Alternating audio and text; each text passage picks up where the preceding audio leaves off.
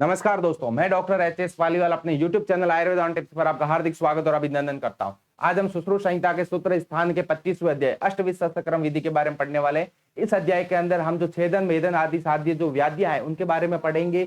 इसके अलावा जो सीवन कर्म के प्रकार है, लाइक जैसे कंटिन्यूअस इंटरलॉकिंग, यानी कि जो आयुर्वेदा में जिसको बताया गया है तुन सेवनी, ऋजु ग्रंथि, गोपणिका, इसके बारे में पढ़ने वाले हैं। इसके अलावा जो सूची के प्रकार और सीवन कर्म के व्यापद और शस्त्र क्रम के व्यापद आदि के बारे में पढ़ने वाले हैं। तो आइए शुरू करते हैं हम सुश्रुत सूत्र 25।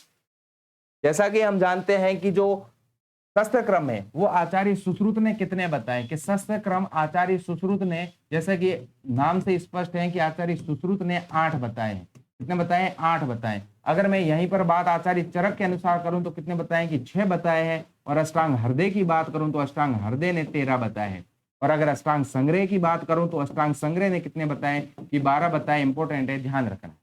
ठीक है, अब हम बात करते हैं यहीं पर छेदन साध्य व्याधि की। छेदन का मतलब क्या? छेदन का मतलब होता है एक्सीजन। ऐसी कौन सी व्याधियां होती है जिनको हम छेदन साध्य व्याधि में ले सकते हैं, और कुछ जो इंपॉर्टेंट एग्जाम के लिए आती है उनको भी अपन साथ में अंडरलाइन करते हुए चलते हैं। बात करते हैं भगंदर की। भगंदर या सतपूर्णक भगंदर, इसके अंदर क्या किया जाता है कि उसके अंदर क्या करते हैं हम कि एक्सीजन करते हैं। आपने सुना होगा एक मॉडर्न का एक प्रोसीजर होता है जिसको बोला जाता है फिस्टुलेक्टोमी। क्या बोला जाता है? फिस्टुलेक्टोमी। यानी कि क्या आता है? CTOMI। और इस C का मतलब ही क्या होता है कि काटना होता है। क्या होता है? काटना। और इसीलिए इस छेदन को क्या कहा जाता है कि एक्सीजन। क्या कहा जाता है कि एक्सीजन। ठीक है, तो ये भी हमें ध्यान रखना है। इसके अलावा बात करें तो कफज ग्रंथि की। इंपॉर्टेंट है कफज ग्रंथि। कफज ग्रंथि में क्या किया जाता है कि आचार्य चरक भी बोलते हैं कि इसको समूल रूप से इसको क्या किया जाना चाहिए? नष्ट किया जाना चाहिए, नहीं तो क्या हो जाता है वो वापिस हो सकती है। यह वेदन साध्य भी व्याधि होती है और विश्रावण साध्य भी व्याधि होती है, लेकिन साथ में इसमें क्या किया जाता है कि छेदन किया जाता है। इसके अलावा इंपॉर्टेंट है तिलकालक। तिलकालक इंपॉर्टेंट है, छेदन साध्य व्याधि है। इसके अलावा बात करें अर्श की। देखिए अर्श के जो व्याधि होती है, अर्श व्याधि में लेखन भी किया जाता है और छेदन भी किया जाता है। क्या करते हैं? लेखन व छेदन दोनों करते हैं। लेखन व छेदन साध्य व्याधि। ठीक है, ध्यान रखना है। इसके अलावा अगर मैं बात करूं चर्मकिल। चर्मकिल क्या होता है? एक तरीके का वाट्स होते हैं। ठीक है, और आचार्य वाग्भट इसकी जब टीका इसमें की जाती है तो इसको चर्मकिल को बाह्य अर्श के रूप में भी मानते हैं। तो इसको क्या किया जाता है? एक्सरसाइज किया जाता है, चाहे उसको कॉटरी के थ्रू उसको हटाओ या फिर किसी भी तरीके से। तो इसका क्या किया जाता है? एक्सीजन। बात करें जत्तुमणि। इंपॉर्टेंट है जत्तुमणि। एक बार एग्जाम में पूछा गया था कि जत्तुमणि जो है वो क्या है कि वो छेदन साध्य व्याधि है। और इसके अलावा बात करें गलसुंडी का। गलसुंडी का क्या है कि छेदन साध्य व्याधि है। और अगर हम आगे पढ़ेंगे तुंडिकेरी और गिलायु, वो क्या होती है? भेदन साध्य व्याधि होती है। तो इंपॉर्टेंट है, ध्यान रखना है। इसके अलावा जहां पर भी कोथ वर्ड है, कोथ का मतलब क्या है? गैंग्रीन। यानी कि उसको क्या करना पड़ेगा? एक्सरसाइज ही करना पड़ेगा, एम्पुटेशन की जरूरत पड़ेगी उसमें। तो क्या होगा? कोथ। कोथ का मतलब क्या? गैंग्रीन। गैंग्रीन में क्या करते हैं हम? अगर कोई गैंग्रीन कंडीशन हो जाती है तो क्या करते हैं कि एम्पुटेशन करते हैं। क्या करते हैं? एम्पुटेशन। एम्पुटेशन का मतलब ही क्या हो गया कि उसको हटाना, एक्सरसाइज करना। ठीक है, इसके अलावा हम बात करें अदृश और उपदंश। उपदंश में विश्रावण कर्म भी किया जाएगा। क्या कर्म कहते हैं? विश्रावण कर्म। तो अदृश और उपदंश ये भी इंपॉर्टेंट है, ध्यान रखना है हमें। ठीक है, तो ये कुछ इंपॉर्टेंट जो अपने छेदन साध्य व्याधियां है वो उन्हें भी ध्यान रखना है। और इसके अलावा थोड़ा सा लॉजिकली अगर आप सोचोगे तो आपको पता चलेगा कि किसका हम एक्सीजन कर सकते हैं।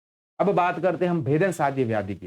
भेदन साध्य व्याधियों के अंदर अगर आपको एग्जाम में इसको पकड़ने के लिए, पहचानने के लिए इतना ध्यान रख लीजिए, जिसके अंदर जो व्याधि वी से शुरू होती है या व से शुरू होती है उसमें मोस्टली हम भेदन भी करेंगे और क्या करेंगे? विश्रावण भी करेंगे। क्योंकि ज्यादातर ऐसी व्याधियां जिसके अंदर इंसिजन दिया जाता है उसमें हम ड्रेनेज जरूर करते हैं। इसीलिए उस प्रोसीजर को क्या बोला जाता है?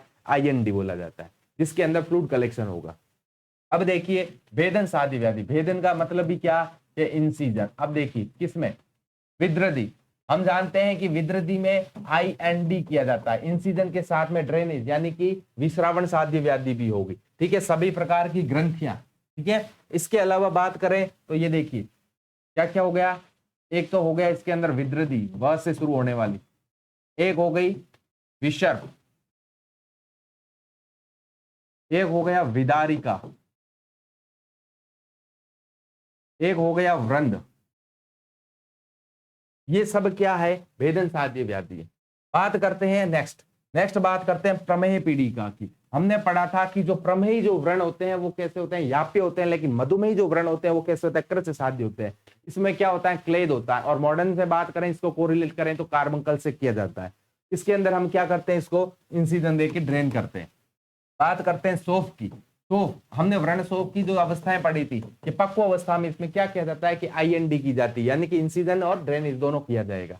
अब हम बात करते हैं स्तन रोगों की। देखिए स्तन रोग यानी कि आप इसको सिंपल भाषा में समझ लीजिए ब्रेस्ट एब्सिस से, ठीक है। ब्रेस्ट एब्सिस के अंदर हम क्या करते हैं कि IND करते हैं, यानी कि इंसिजन एंड क्या किया जाता है ड्रेनेज, यानी कि क्या होगा भेदन एंड विश्रावण कर्म किया जाएगा।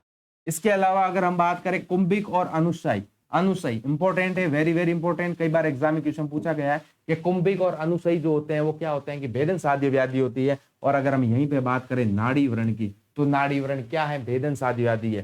फर्स्ट आंसर नाड़ी व्रण का क्या जाएगा कि नाड़ी व्रण जो होगा वो क्या होगा, भेदन साध्य व्याधि है। इसके अलावा भी नाड़ी व्रण का प्रयोग होता है, छेदन में भी करते हैं भेदन साध्य व्याधि ट्रैक को रिमूव करने के लिए, लेकिन फर्स्ट आंसर क्या करना है आपको, भेदन साध्य, ठीक है। इसके अलावा हम बात करें तो क्षुद्र रोग के अंदर क्या किया जाएगा कि इंसिजन भी दिया जाएगा और ड्रेनेज भी किया जाएगा, इंसिजन एंड ड्रेनेज। और वेरी वेरी इंपॉर्टेंट है तुंडी केरी और गिलायु। मैंने बात की थी कि जो गल सुंडिका होती है वो छेदन साध्य व्याधि होती है, लेकिन जो तुंडी केरी और गिलायु होते हैं वो क्या होते हैं, भेदन साध्य व्याधि होते हैं। कई बार एग्जाम में पूछा गया है, तो इंपॉर्टेंट है, आप इसको ध्यान रखना। इसके अलावा बात करें कि जो असमरी है या बस्तीगत जो रोग है उनको क्या करते हैं, भेदन साध्य व्याधि से। देखिए असमरी जो है,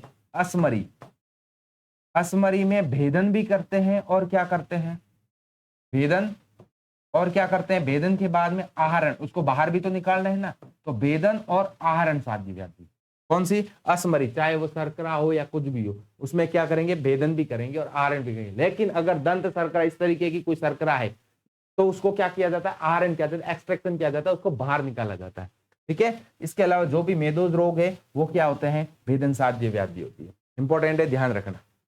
इसके अलावा हम बात करें लेखन है किसका, जिसके अंदर मांस बढ़ गया हो या जिसमें डेब्राइमेंट की जरूरत हो, उसमें क्या किया जाता है, लेखन। जैसे किलास, कुष्ठ, मंडल, ये सब जो होंगे वो क्या होंगे कि जो स्किन डिसऑर्डर है उसके अंदर क्या करते हैं, मोस्टली लेखन करते हैं। इसके अलावा बात करें तो मांस कंद मांस बढ़ा हुआ है और उन्नत मांस है, तो उसमें क्या करेंगे, हम लेखन करेंगे। और दो मुख्य रोग में भी बात करते हैं, अधिजीवा और उपजीवा, उसके अंदर भी हम क्या करते हैं कि उसके अंदर भी लेखन कर्म किया जाता है। और रोहिणी इंपॉर्टेंट है, रोहिणी में कौन सा कर्म करते हैं कि लेखन कर्म करते हैं। और किलास और कुष्ठ में भी बात करें तो कौन सा कर्म किया जाता है कि लेखन कर्म।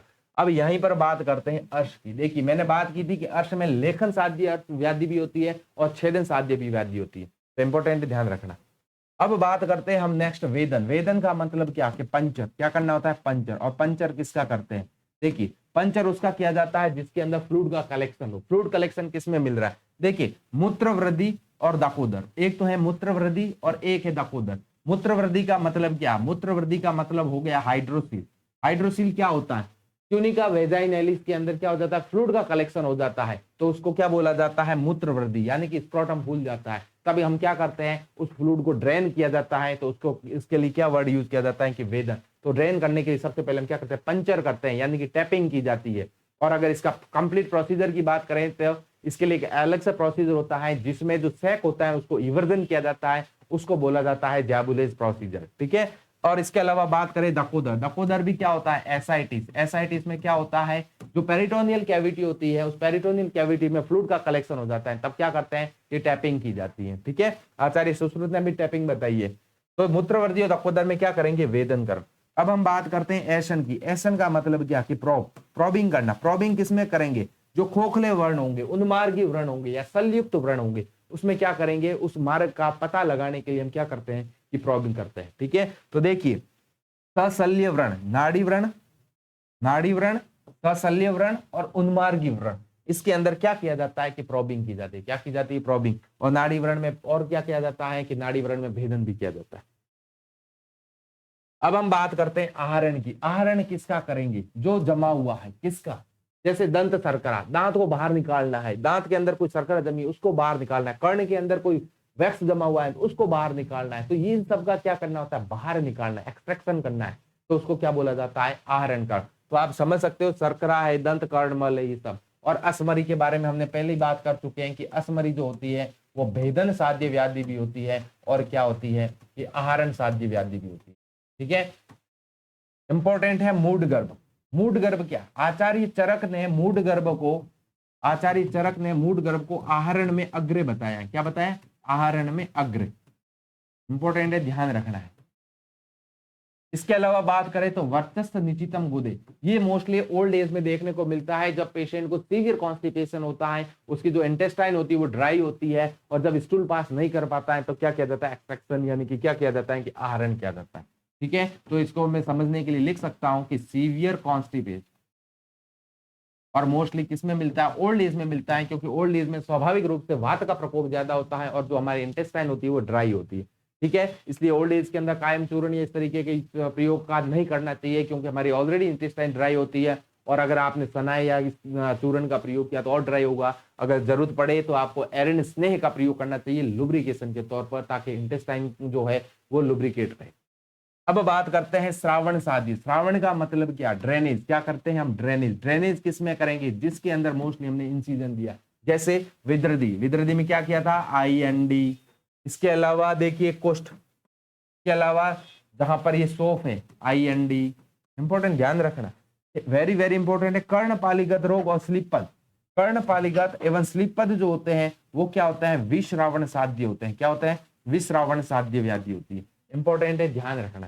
ठीक है, इसके अलावा बात करें विष दुष्टम च शोणितम। अगर किसी को कोई जहर की वजह से या कोई दंश हो चुका है, किसी ने जहरीले जंतु ने काटा है, तो क्या करते हैं, उसको ड्रेन करते हैं। उसको क्या किया जाता है कि विश्रावण, उसको ड्रेन किया जाता है, ताकि जो वो ब्लड है, ताकि वो जो विष है वो शरीर के अंदर क्या हो कि रक्त के थ्रू अंदर शरीर में ना फैले। ठीक है, इसके अलावा अर्बुद। अर्बुद के अंदर हमने ये भी पढ़ा था कि अर्बुद में और क्या कर्म किया जाता है कि छेदन कर्म भी करते हैं। ठीक है, विसर्प। विसर्प में भी क्या करते हैं, IND करते हैं। इंसिजन भी दिया था, ड्रेनेज भी करते हैं। ग्रंथि में भी क्या होता है, IND भी करते हैं, और कफस ग्रंथि में छेदन कर्म भी किया जाता है। ठीक है, और इसके अलावा उपदंश इंपॉर्टेंट है। उपदंश में और क्या कर्म करते हैं कि उपदंश में हमने बात की थी कि छेदन कर्म भी किया जाता है। ठीक है, स्तन रोग और विदारिका, इसके अंदर हम दोनों के अंदर क्या करते हैं कि IND करते हैं। क्या करते हैं, IND। ब्रेस्ट एब्सिस से बात की थी ना हमने, तो क्या किया जाता है कि IND। ठीक है, तो ये कुछ इंपॉर्टेंट है, वो ध्यान रखना है आपसे। कर्णपालिगत रोग और जो स्लीपपद है वो विश्रावण साध्य व्याधि है, वो इंपॉर्टेंट है, ध्यान रखना। ठीक है, तो मैं इसको अलग से एक लिख लेता हूं कि कर्णपालिगत रोग एवं स्लीपपद क्या है, स्लीपपद क्या होते हैं, विश्रावण साध्य व्याधि। वेरी वेरी इंपॉर्टेंट, ध्यान रखना। नेक्स्ट बात करें तो क्या, देखिए क्रमी दंतक, इन सब के अंदर क्या किया जाता है, विश्रावण किया जाता है। ठीक है, और इसके अलावा बात करें शुद्र रोग, हमने बात की थी शुद्र रोग में इंसिजन भी दिया जाता है, तो IND प्रोसीजर किया जाता है। क्या करते हैं, IND। तो ये हमें ध्यान रखना है। और मोस्टली विश्रावण के अंदर दो चीजें ध्यान रखनी है, कर्णपालिगत रोग एंड और क्या, स्लीपर। ठीक है, अब हम बात करते हैं सीवन। क्या करेंगे, आपने ड्रेनेज वनेज सब कर दिया, अब क्या करना पड़ेगा, फ्यूचर करना पड़ेगा। तो फ्यूचर कैसे करेंगे, देखिए फ्यूचर या स्यूचरी कहां करेंगे, किस वर्ण में, मेद समुथिष्ट वर्ण के अंदर। भिन्न वर्ण में, जिसका भिन्न हो चुका है, भेदन हो चुका है। सुलिखित वर्ण, जिसका सम्यक लेखन हो चुका है, जिसमें कोई भी किसी भी टाइप का कोई स्लफ नहीं है। ठीक है, तो मेद सम्मुत वर्ण, भिन्न वर्ण, सुलिखित वर्ण। ठीक है, और सद्यो वर्ण। सद्यो वर्ण क्या हो, क्यों लिया है, सद्यो वर्ण इसलिए लिया क्योंकि सद्यो वर्ण क्या होता है, एक्यूट होता है। और एक्यूट का मतलब क्या हो गया कि यानी कि उसमें इन्फ्लामेशन नहीं है, किसी भी तरीके की इन्फ्लेमेशन नहीं है। तो अगर किसी का कोई कट लग जाता है तो क्या हम क्या करते हैं, उसमें फ्यूचर ले सकते हैं इजी वे में, क्योंकि सद्योवरण है, किसी भी तरीके का उसमें कोई इन्फेक्शन नहीं है, कोई कील पांसू जो इस तरीके के जो धूल मिट्टी के जो इन्फेक्शन होता है बैक्टीरिया का, वो नहीं मिलता है। इसके अलावा चल संदिग्ध व्यापाश्रिता। ठीक है, ये क्या होते हैं कि ये सीवन साध्य व्याधि होती है। क्या होती है, सीवन साध्य। इसके अंदर हम सीवन कर सकते हैं अगर हमें कोई ऐसा व्रण मिलता है। तो किस व्रण में सीवन नहीं करना चाहिए, जिस व्रण के अंतर्गत धूल मिट्टी ये सब लगी हुई हो, या किसी के अंदर कोई फॉरेन बॉडी हो, यानी कि कोई शल्य अगर उसके अंदर ऑलरेडी विद्यमान हो, या जिसका कोई प्रॉपर लेखन नहीं किया हो, डेब्राइमेंट नहीं किया हो, तो उस स्थिति के अंदर हमें कभी भी शूटिंग नहीं करनी चाहिए। अगर आपने शूटर किया तो फिर उसको वापस ओपन करना पड़ेगा, क्योंकि उसमें इन्फेक्शन होगा और आपको उसको सेकेंडरी इंटेंशन से ठीक करना पड़ेगा। हम जब पढ़ते हैं फ्यूचर में primary intention and secondary intention,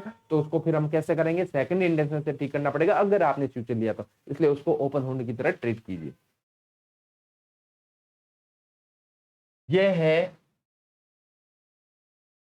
सीवन के अयोग्य, सीवन के अयोग्य। न क्षार अग्नि विशेर जुष्टा न च मारुत वाइना, कि ऐसा कोई वर्ण जिसके अंदर ना तो कोई क्षार अग्नि से या विष से वो ग्रसित है, ठीक है, और ना ही उसके अंतर्गत न च मारुत वाइना, न च मारुत वाइना का मतलब कोई ज्यादा बड़ा स्पेस नहीं है, कैविटी नहीं है, कोई इन्फेक्शन नहीं है, ठीक है, और न अंतर्लोहित शल्यश्च, न अंतर्लोहित शल्यश का मतलब क्या हो गया, एक तरीके से फॉरेन बॉडी, क्या हो गया कि फॉरेन बॉडी, उसमें कोई फॉरेन बॉडी ना हो, अगर फॉरेन बॉडी होगी तो क्या होगा कि सीवन कर्म नहीं कर सकते, उसको निकालना पड़ेगा, ठीक है, तो ये भी हमें ध्यान रखना है। अब हम बात करते हैं नेक्स्ट,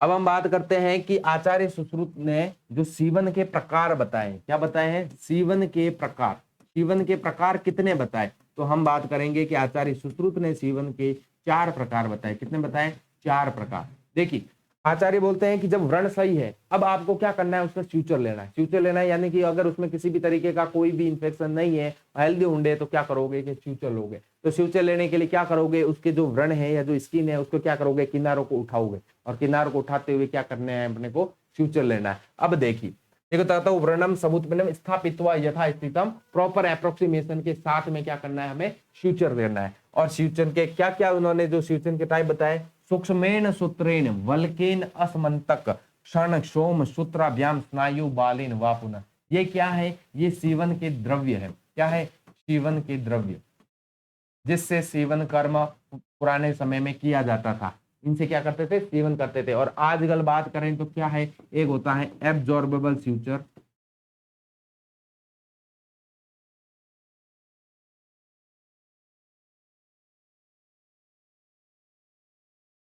और एक होता है इनएब्जॉर्बेबल।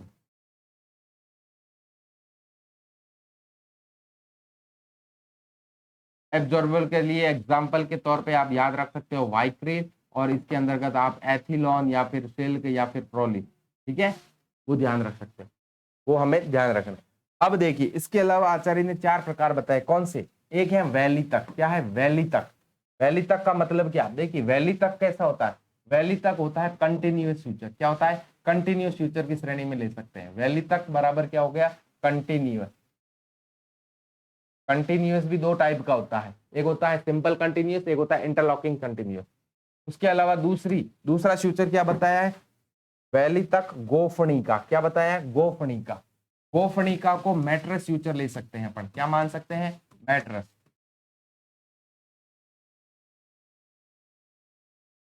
इसके अलावा आता है तुन सेवनी, तीसरा क्या है, तुन सेवनी, तुन सेवनी क्या है कि तुन सेवनी को सब क्यूटिकुलर फ्यूचर लेते हैं, तुन सेवनी सब क्यूटिकुलर कॉस्मेटिकली बेटर होता है, क्या होता है, सब क्यूटिकुलर।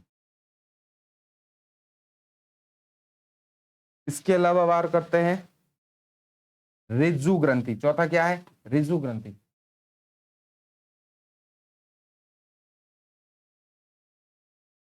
रिजु ग्रंथि यानी कि इंटरप्टेड फ्यूचर, क्या होता है, इंटरप्टेड।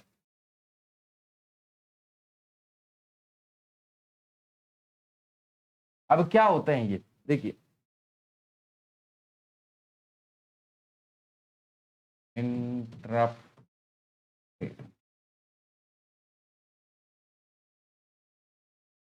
अब क्या होता है ये कंटिन्यू फ्यूचर का मतलब होता है आपको कहीं पर भी फ्यूचर लेना है तो कैसे लोगे कि इस तरीके से कंटिन्यूसली फ्यूचर लोगे, एक सिरा इधर रहेगा दूसरा इधर रहेगा, उसको बोला जाता है कंटिन्यूअस फ्यूचर। बात करते हैं गोफणी का फ्यूचर की, जब स्पेस ज्यादा बड़ा होता है तब क्या किया जाता है, गोफणी का, तो उसमें क्या लेते हैं, mattress future. Mattress future 2 type का होता है, एक तो होता है हॉरिजॉन्टल और एक होता है वर्टिकल, तो इस तरीके के क्या किया जाता है, उसमें मैट्रेस फ्यूचर लिया जाता है। बात करें सब क्यूटिकुलर की, सब क्यूटिकुलर फ्यूचर जो होता है वो क्या होता है, स्किन के नीचे से इस तरीके से लिया जाता है, और ये क्या होता है, कॉस्मेटिकली बेटर होता है, इसमें स्कार मार्क नहीं मिलता है, मिनिमम मिलता है, ठीक है। और बात करें रिजु ग्रंथि की, जिसमें इंटरप्टेड फ्यूचर लिया जाता है, इंटरप्टेड फ्यूचर क्या होता है, सिंगल फ्यूचर लिए जाते हैं, एक एक फ्यूचर लिया जाता है, मोस्टली हम कहाँ लेते हैं, स्किन के ऊपर लेते हैं, इससे क्या होता है कि अगर कोई इंफेक्शन होता है तब हमें सारे फ्यूचर रिमूव करने की जरूरत नहीं पड़ती है, हम एक या दो फ्यूचर रिमूव करके क्या कर सकते हैं, पस जो कलेक्ट हुआ है उसको बाहर निकाल सकते हैं। तो वो कौन से फ्यूचर होते हैं, इंटरप्टेड फ्यूचर होते हैं। तो हमारे आचार्य सुश्रुत ने ऑलरेडी सीवन के यानी कि फ्यूचर के प्रकार, फ्यूचर के जो भी सीवन के जो द्रव्य है, एब्जॉर्बल अनएब्जॉर्बल, उसके बारे में और इसके अलावा जो निडल है उसके बारे में भी ऑलरेडी वो जानते थे और उसके बारे में वो बता चुके हैं। तो हमें ध्यान रखना है कि वैलिता, गोपणिका, तुंद, सेवनी, ऋजु ग्रंथि, इसका मॉडर्न में कोरिलेशन किसके साथ किया गया है। और सीवन की बात करें तो प्रकार कितने की, 4 होते हैं। अब हम बात करते हैं सूची के प्रकार की। अरे सीवन कर्म करोगे किससे, कि सूची से करोगे यानी कि निडल से करोगे। देखिए सूची के प्रकार, ये क्या है, सूची। सूची का मतलब क्या, कि निडल। तो सूची के प्रकार की बात करें तो सूची के प्रकार कितने, कि 3 प्रकार। कितने प्रकार, कि 3 प्रकार। अब सूची के प्रकार देखिए, आचार्य सुश्रुत क्या बोलते हैं, देशे अल्प मासे संधोच सूची व्रत द्वे अंगुलम। अगर अल्प मास में है, अल्प मास, मास ज्यादा नहीं है, अल्प मास है और संधि में है, तब कौन सी सूची यूज करनी चाहिए, व्रत। व्रत का मतलब क्या हो गया, राउंड। क्या हो गया, राउंड। और क्या हो गया, 2 अंगुल। प्रमाण कितना, कि 2 अंगुल। कितना प्रमाण, कि 2 अंगुल का। अगर मासले च अपि पूजिता, अगर मासल स्थान में स्यूचरिंग करनी है तो कैसी निडल लेनी होगी हमें, तो हमें लेनी होगी आयत। और कैसी, 3 अंगुल। और क्या, त्रैस्त्रा। त्रैस्त्रा का मतलब क्या होता है, जिसमें 3 किनारे, यानी कि क्या हो गई, एक तरीके से कटिंग बॉडी है। क्या है, कटिंग। ट्राइंगल मिलता है इसमें, ट्राइंगल मिलता है, यानी कि क्या हो गया, ये कटिंग बॉडी है। और मास से चपे, अगर स्किन के ऊपर फ्यूचर लेने की जरूरत पड़े, जहां पर मास ज्यादा है वहां पर लेने की जरूरत पड़ेगी। अगर आपने राउंड बॉडी से लिया तो क्या होगा, कि वो प्रेस नहीं कर पाएगा और क्या हो सकता है, निडल टूट सकती है। तो यहां पर अगर आपको क्या करना, त्रैस्त्रा, यानी कि कैसी हो गई ये, कटिंग बॉडी। क्या है, कटिंग बॉडी। आजकल हम पढ़ते हैं ना, राउंड, कटिंग, रिवर्स कटिंग, वो सब आचार्य सुश्रुत ने बता रखी है। ठीक है। और इसका प्रमाण कितना, 3 अंगुल प्रमाण। कितना प्रमाण, 3 अंगुल प्रमाण होता है। अब बात करते हैं मर्म फल कोश उदर। मर्म फल कोश उदर के अंदर अगर हमें फ्यूचर लेना है तो कैसे लेंगे। देखिए ये क्या होता है, अंदर के पार्ट होते हैं, सॉफ्ट पार्ट होंगे। और अगर यहाँ पर अगर आपने सही तरीके से फ्यूचरिंग, अगर आपने कटिंग बॉडी यूज कर दी तो गड़बड़ हो जाएगा। तो क्या करना है, देखिए धनु वक्रा। धनु वक्रा यानी कि कैसा होगा, इस तरीके से क्या होगा, घुमा हुआ रहेगा, वक्र रहेगा, कर्व रहेगा, ताकि क्या होगा कि अंदर की तरफ से आप फ्यूचर लोगे ना तो सामने वाले को क्या होता है, ऑर्गन्स को वो क्या नहीं करे, पंचर ना कर ले। तो धनु वक्रा होगा। क्या होगा, धनु वक्रा होगा। तो इंपॉर्टेंट है, ध्यान रखना कि धनु वक्रा का प्रयोग मर्म फल कोश उदर के अंदर करते हैं। और ये भी एक तरीके से क्या होती है, कि राउंड बॉडी होती है। क्या होती है, राउंड बॉडी निडल होती है। कैसी होती है, राउंड बॉडी।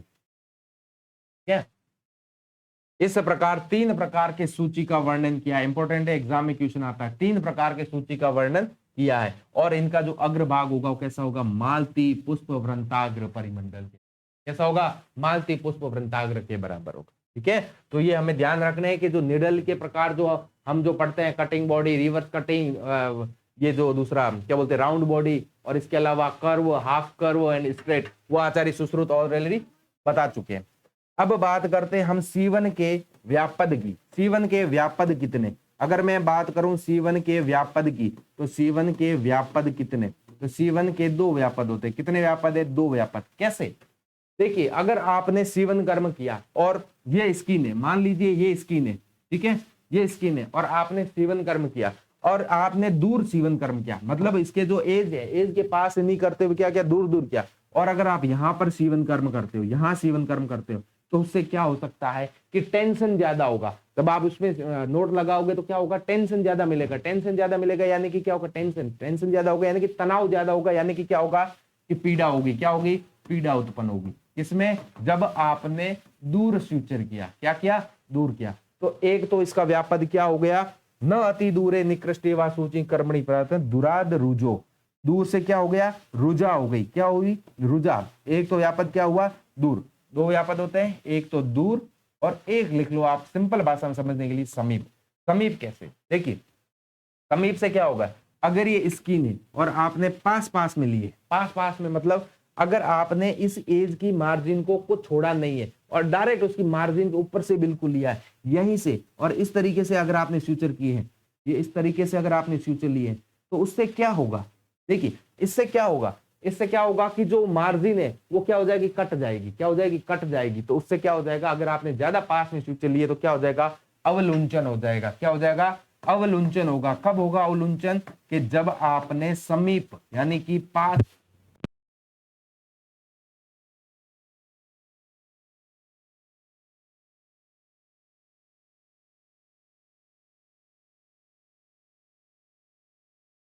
अवलुंचन होगा। कब होगा? जब आप उसको ज्यादा पास से फ्यूचर लोगे। ठीक है, आप देखना प्रैक्टिकली एस्पेक्ट के अंदर जब आप पास में से लेते हो, जब उसकी मार्जिन बिल्कुल ही नहीं छोड़ते हो तो क्या हो जाता है, वो मार्जिन कट जाती है। ठीक है, तो सनी क्रस्टे अवलुंचनम, सनी क्रस्टे अवलुंचनम क्या होता है? सनी क्रस्टे अवलुंचनम, ये क्या है? दूसरा व्यापद है, तो ये हमें ध्यान रखना है। अब हम बात करते हैं शस्त्र क्रम के व्यापद की। शस्त्र क्रम का व्यापद क्या है?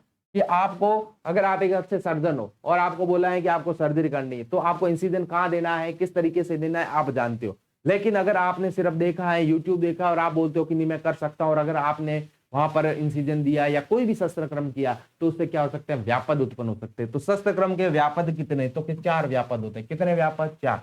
हीन, हीन, अतिरिक्त, त्रियक और गात्र छेदात्मक। इंपॉर्टेंट है। हीन का मतलब क्या? मान लीजिए आपको इंसिजन देना है, और इंसिजन देना है जैसे कि आपको इंग्वाइनल हर्निया के अंदर अगर आपको सर्जरी करनी है और आपको इंसिजन देना है, और आपको इंसिजन देना है और आपने देखा कि भाई इंसिजन कितना दें, और अगर आपने इंसिजन प्रॉपर वे में नहीं दिया कि प्यूबिक ट्यूबरकल से डीप रिंग तक देना है, 4 से 5 सेंटीमीटर का देना, कितना देना आपको आइडिया नहीं, और आपने एक छोटा सा इंसिजन दे दिया, तो क्या हो सकता है कि आपका जो काम है वो प्रॉपर नहीं होगा, क्योंकि फील्ड प्रॉपर नहीं मिलेगा, तो बाद में इसको एक्सटेंशन करना पड़ेगा। अतिरिक्त, अतिरिक्त का मतलब है बड़ा इंसिजन। आपने क्या किया? बड़ा इंसिजन दे दिया, छोटे इंसिजन देती है बड़ा दे दिया, और पता चला कि इसके पास में क्या थी, कोई वेसल थी और वो रैप्चर हो गई। तो हीन, अतिरिक्त, त्रियक, त्रियक का मतलब है कि जहां पर लीनियर इंसिजन या सीधा इंसिजन देना होता है, और वहां पर आपने क्या कर दिया? टेढ़ा इंसिजन दे दिया, तो उससे क्या हो सकता है कि कोई वेसल्स या नर्व क्या थी वो डैमेज हो सकती है। और इसके अलावा गात्र छेदन आत्मना, इसका मतलब क्या होता है कि आप इंसिजन दे रहे हो, आपके हाथ कांप रहे, और पता चला कि आपने खुद को ही चोट पहुंचा ली है। तो ये 4 शस्त्र क्रम के व्यापद होते हैं, तो ये हमें ध्यान रखना है। अब जो ये शस्त्र क्रम आपने किए, उसकी वजह से जो मांस है, जो मर्म है, जो इनके ऊपर जो विध होता है या जो उनके ऊपर क्षति होती है, तो उनसे क्या लक्षण देखने को मिलते हैं? तो आचार्य सुश्रुत बोलते हैं कि अगर आपने शस्त्र क्रम का प्रयोग सही तरीके से नहीं किया, तो क्या लक्षण देखने को मिलेंगे? तो मर्मादि विध के लक्षण है। तो देखिए, मर्म के क्या लक्षण? ये जो लक्षण है वो क्या है? मर्म क्षत के लक्षण है। अगर मर्म कहीं पर भी है और वहां पर अगर क्षत हो चुका है, तो ये मर्म क्षत के लक्षण है। देखिए, इंपॉर्टेंट है भ्रम, क्या हो जाएगा? भ्रम, प्रलाप, पतन, प्रमोह, विचेष्टनम। अगर मर्म के ऊपर हो गया तो क्या हो गया? भ्रम, प्रलाप, पतन, प्रमोह, विचेष्टनम। और कभी कभी तो इतना सीवियर होता है कि अगर कोई मेजर आर्टरी रैप्चर हो जाती है, तो क्या हो सकता है? पेशेंट की डेथ भी हो सकती है। और क्या? संलयन, इंपॉर्टेंट है संलयन। एग्जाम में एक बार क्वेश्चन पूछा गया था कि संलयन किसके क्षत का लक्षण है या किसके विध का लक्षण है? तो मर्म विध का लक्षण है। क्या है? संलयन। और कितने मर्म विध? आचार्य बोलते हैं कि अगर 10 के आधे यानी कि 5 मर्म का विध हो जाता है, तो इस तरीके के लक्षण देखने को मिलते हैं। इंपॉर्टेंट है, ब्रह्म, प्रलाप, पतन, प्रमोह, विचेष्टनम, संलयन। ठीक है, इसके अलावा मांसोदक आभम रुधिरम च, और जो ब्लड होगा वो कैसा होगा? मांस की आभा के समान होगा। कैसा होगा? मांस की आभा के समान होगा। तो ये जो पहली लाइन और जो ये बीच वाली लाइन है, ये बहुत इंपॉर्टेंट है और इसको हमें ध्यान रखना है।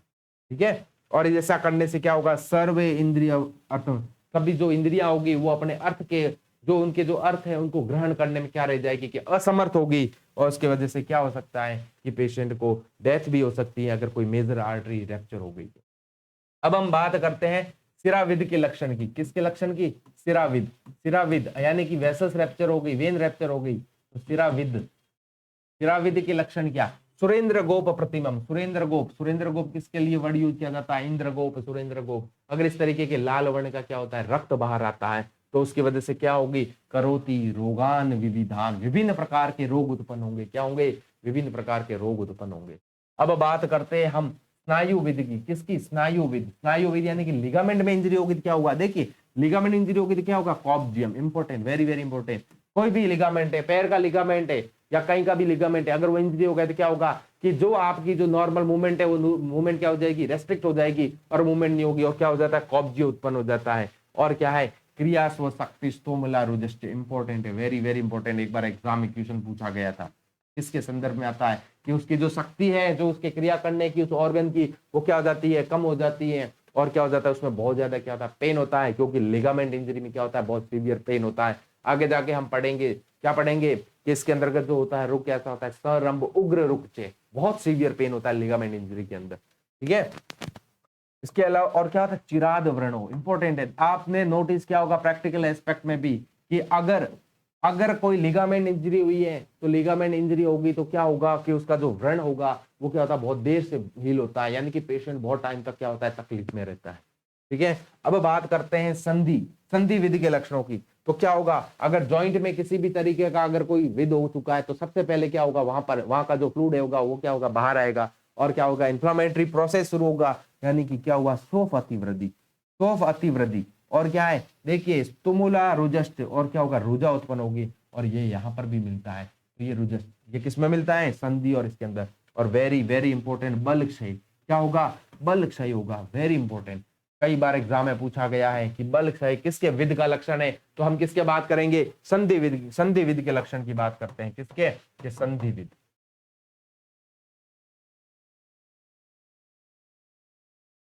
तो ये हमें ध्यान रखना है, जो इंपॉर्टेंट है उसको। तो इसके अलावा हम बात करें अस्थि विध की, देखिए अस्थि में अगर विध हो गई तो क्या होगा, पेशेंट को बहुत पेन होगा, और वो क्या करेगा, घोरा रुजा यस्य निशा दिनेशु सर्वस्व स्थानेशु न शांति रस्ती, वो एक जगह पे बैठ नहीं सकता है और उसको बहुत सीवियर पेन होता है। और ये बहुत इंपॉर्टेंट लाइन है, बहुत बहुत इंपॉर्टेंट लाइन है, आपको ध्यान रखनी है। ये किसके संदर्भ में आती है, ये अस्थि विध से रिलेटेड है, किससे रिलेटेड है, ये अस्थि विध के रिलेटेड।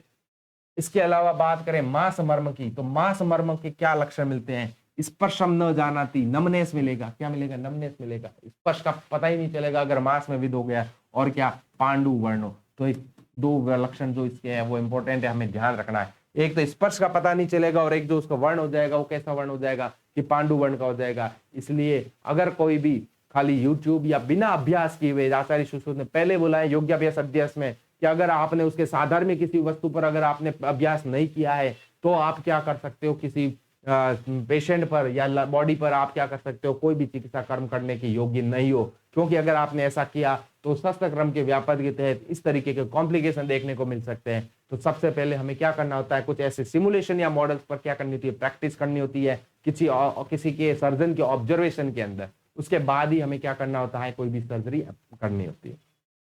अब इस अध्याय का अंतिम श्लोक और इसका रेफरेंस बहुत इंपॉर्टेंट है। इसका रेफरेंस क्या है कि शुश्रूषसूत्र 25, तस्माद पुत्र वदेन पालियेद आतुरम भीषक। आचार्य सुश्रुत बोलते हैं कि जो रोगी होता है उस रोगी को जो चिकित्सक या भीषक होता है उसको किस तरीके से उसकी चिकित्सा करे, कि पुत्र के समान करे। कैसे, पुत्र के समान रोगी की चिकित्सा या रोगी का जो ध्यान रखे वो कैसे करे, पुत्र के समान करे, रोगी की चिकित्सा पुत्रवध करे, कैसे करे, पुत्रवध करे।